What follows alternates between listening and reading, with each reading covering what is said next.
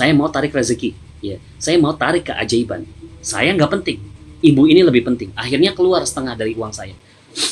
Kemudian jam 7 malam, setelah sholat maghrib gitu ya, setelah sholat maghrib jam 7 malam, tiba-tiba saya dapat transferan 11 juta Bapak Ibu.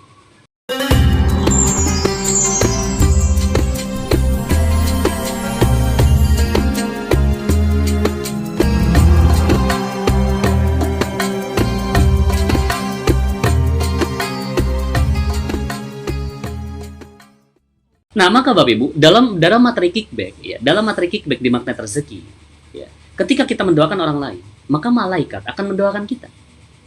Ketika kita berdoa kepada Allah gitu ya, doa mau naik ke atas, tapi ada banyak sekali penghalang Bapak Ibu, ada banyak sekali perisai rezeki kita, ya, ada banyak sekali dosa-dosa kita. Naik satu, ketahan sama perisai satu, dilepaskan perisai, naik lagi, ketahan lagi, dilepas lagi, naik lagi, ketahan lagi. Dilepas lagi perisainya, naik lagi, ketahan lagi, ya, begitu seterusnya, ya. Begitu seterusnya, karena ya kita punya dosa. Tapi bagaimana ketika kita mendoakan orang lain? Ketika kita mendoakan orang lain, malaikat langsung mengatakan, ya, malaikat langsung mengatakan wa iyyakum, dan kamu juga akan mendapatkannya. Malaikat nggak punya dosa. Ketika malaikat berdoa langsung naik ke atas Bapak Ibu.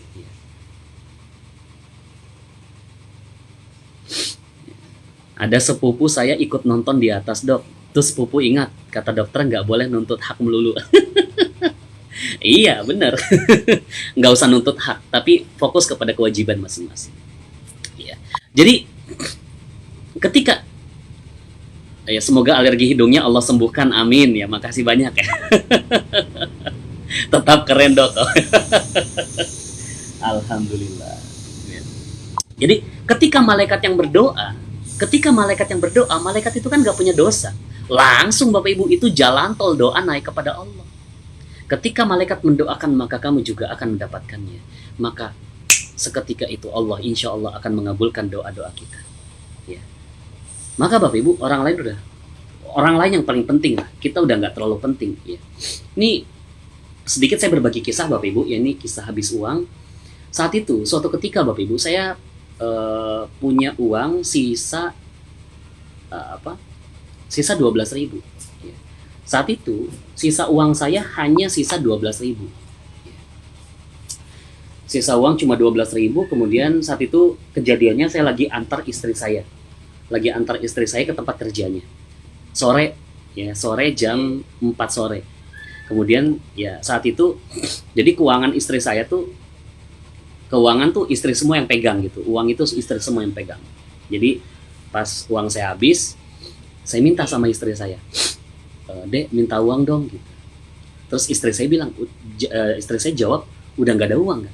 Loh, udah nggak ada uang? Iya, udah nggak ada. Serius nggak ada? Nggak ada. Di ATM bagaimana? Kosong. Ya ada sih. Oh, alhamdulillah, berapa? 20.000. Ya, nggak bisa ditarik juga. Akhirnya ya saya lihat di dompet saya sisa 12.000. Di istri saya tuh ya sisa recehan lah pokoknya. Di dompetnya istri tuh sisa recehan gitu. Di dompet saya sisanya 12.000. Itu saya mikir tuh Bapak Ibu. Itu masih tanggal 10, ya awal bulan tanggal 10. Akhirnya pas saya pulang, saat itu saya lagi naik motor gitu ya. Saya lagi naik motor, kemudian saya mikir keras gitu, gimana caranya supaya saya bisa makan ini gitu ya. Supaya saya bisa hidup sampai akhir bulan. Masih tanggal 10, uang sisa 12.000. Gimana coba? Kalau mau pakai logika, nggak hidup Bapak Ibu. Kalau mau pakai logika itu nggak hidup gitu ya. Kecuali ngutang gitu. Cuma saya udah prinsipnya setelah udah nikah saya nggak mau ngutang gitu ya. Setidak mudah apapun saya nggak mau ngutang, karena prinsip saya rezeki itu Allah yang ngatur, bukan manusia yang ngatur. Ketika saya ngutang gitu ya, berarti saya berharap kepada manusia, bukan berharap kepada Allah, gitu kan? Makanya saya nggak mau ngutang, gitu ya. Ya cuma gimana caranya? Sisa 12.000. Itu di motor saya mikir Bapak Ibu, saking mikir kerasnya saya di motor, itu kepala tuh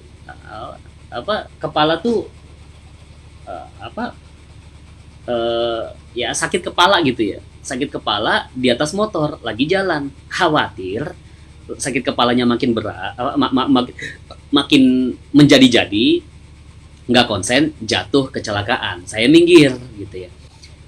Saya minggir ke pinggir jalan.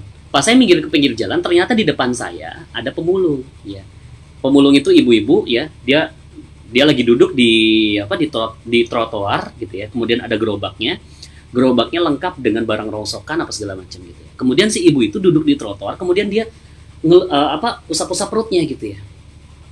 Ya tandanya lapar gitu ya. Kayaknya ibu ini lapar. Gitu. Ya kalau misalkan udah lapar gitu, kemudian dia cuma duduk doang, berarti ya nggak punya uang buat beli makanan kan. Saya pengen kasih uang, saya pengen sedekah gitu ya. Ya tapi berapa? Uang saya cuma 12.000. Uang saya cuma segitu-gitunya. Uang saya cuma segitu-gitunya gitu. Gimana caranya? Cuma akhirnya saya ingat prinsip ini gitu. Bismillah. Saya mau tarik rezeki, ya. Saya mau tarik keajaiban. Saya nggak penting. Ibu ini lebih penting. Akhirnya keluar setengah dari uang saya. Keluar setengah dari uang saya, ya katakanlah 6.000 ya. Saya kasih ke ibu itu, Bu, mohon maaf cuma ini yang saya punya, ya. Mudah-mudahan cukup ya buat makan. Terus si ibu itu bilang, ya, Alhamdulillah, terima kasih Pak, mudah-mudahan rezekinya lancar. Didoain rezeki Bapak Ibu, ya. Ya kan saya lagi butuh rezeki, didoain rezeki. Ya. Jadi karena saya sudah didoakan, saya balik doakan dia gitu ya. Ibu juga ya, mudah-mudahan rezekinya lancar terus Bu ya. Akhirnya udah selesai. Itu kejadian jam 5 sore. Saya pulang ke rumah gitu ya. Berpikir lagi, sisa uang saya sisa 6.000. Gimana lagi caranya supaya saya bisa hidup? Gimana caranya supaya saya bisa makan sampai akhir bulan? Gitu. Ada sih uang yang saya harapkan, tapi cairnya tanggal 20. Ya. Saat itu saya barusan mengerjakan sebuah proyek. Ya. Saya barusan mengerjakan sebuah proyek, komisinya 11 juta. Tapi sudah menjadi ketentuan cairnya tanggal 20 dan saya nggak punya kesempatan untuk mempercepat pencairan dana itu. Ya udah saya pasrah aja, nunggu tanggal 20 gimana caranya supaya saya hidup dengan 6.000 sampai tanggal 20 kan gitu. Saya pulang ke rumah, udah bismillah deh gitu ya. Kemudian jam 7 malam setelah sholat maghrib gitu ya. Setelah sholat maghrib jam 7 malam tiba-tiba saya dapat transferan 11 juta Bapak Ibu. Ya, dapat pemberitahuan banking gitu ya. Dari mana nih gitu kan? Dari mana ini 11 juta? Pas saya lihat di mobile banking ternyata dari perusahaan itu. Ya, komisi itu yang cair gitu. Dari kok bisa gitu? Ini masih tanggal 10 bukan tanggal 20. Kok bisa udah cair? Akhirnya saya telepon. Halo Pak, mohon maaf ini kok komisi saya yang 11 juta kok udah cair ya? Harusnya kan tanggal 20. Ya, terus si bapak itu bilang, ya udah, memang udah rezeki kamu. Masya Allah Bapak Ibu ya. Hanya beda 2 jam. Hanya beda 2 jam ketika saya mementingkan orang lain, Allah yang langsung mengurus saya. Allah yang langsung memberikan saya. Ya. Saya nggak punya kuasa untuk mempercepat 10 hari pencairan komisi gitu. Kok bisa cair? Harusnya tanggal 20, kok tanggal 10 cairnya? Itulah kuasanya Allah. Masya Allah. Maka Bapak Ibu, ya, Anda pun harus seperti itu. Ya. Anda pun harus menjadi orang yang kemudian hanya mementingkan orang lain. Ya. Diri Anda udah nggak penting. Karena ketika Anda mementingkan orang lain, Allah yang akan mementingkan Anda. Seperti Rasulullah. Ya. Rasulullah Bapak Ibu, udah nggak penting dirinya. Ketika beliau sakaratul maut gitu ya, apa yang diucapkan? Bukan mana istriku, mana anakku, bukan mana keluargaku, bukan. Tapi yang dikatakan adalah ummati. Yang dia pentingkan hanyalah umatnya saja.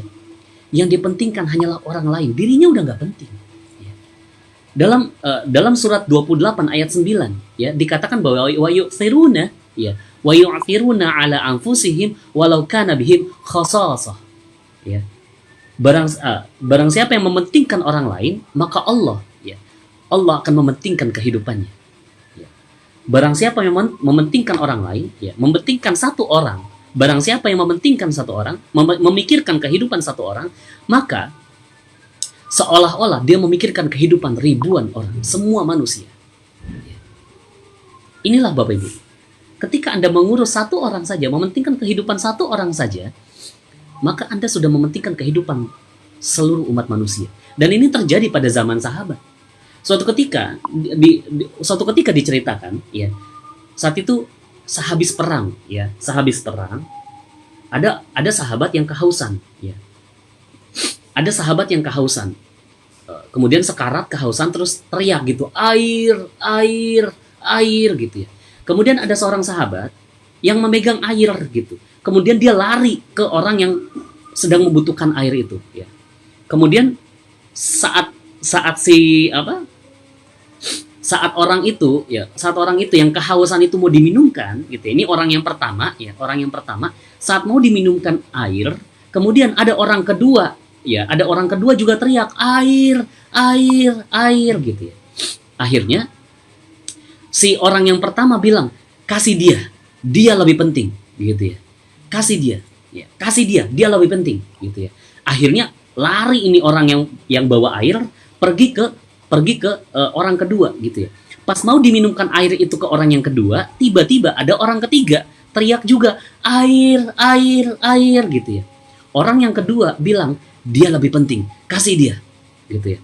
Akhirnya lari ini orang yang pegang air ke sahabat yang ketiga.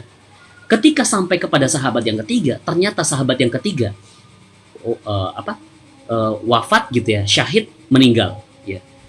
Akhirnya karena orang ketiga sudah meninggal gitu ya, syahid, akhirnya kembali lari ke orang yang kedua.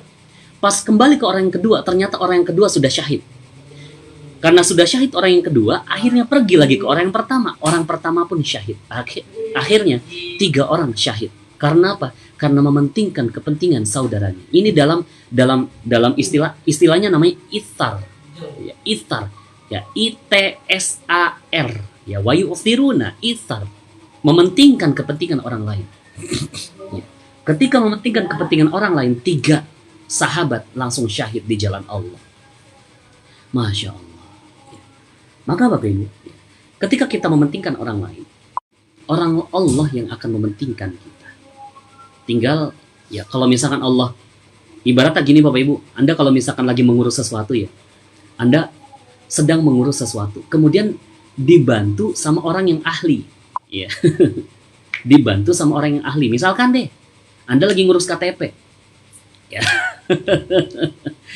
Anda ngurus KTP, kemudian ada keluarga Anda, ya, sepupu Anda kerja di Dukcapil, kerja sebagai di dinas pengurusan KTP.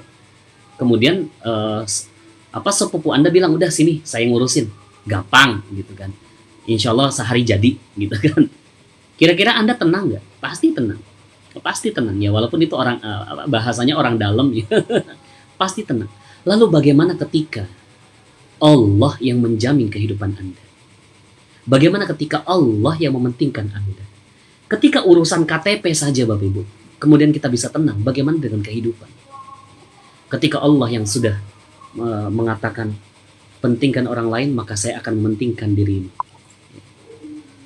Nah, kemudian Bapak Ibu, bersaing itu menjauh juga dari zona keajaiban.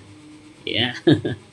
Dalam berbisnis, ya, dalam berkarir gitu ya. Kita seringkali bersaing kepada orang lain.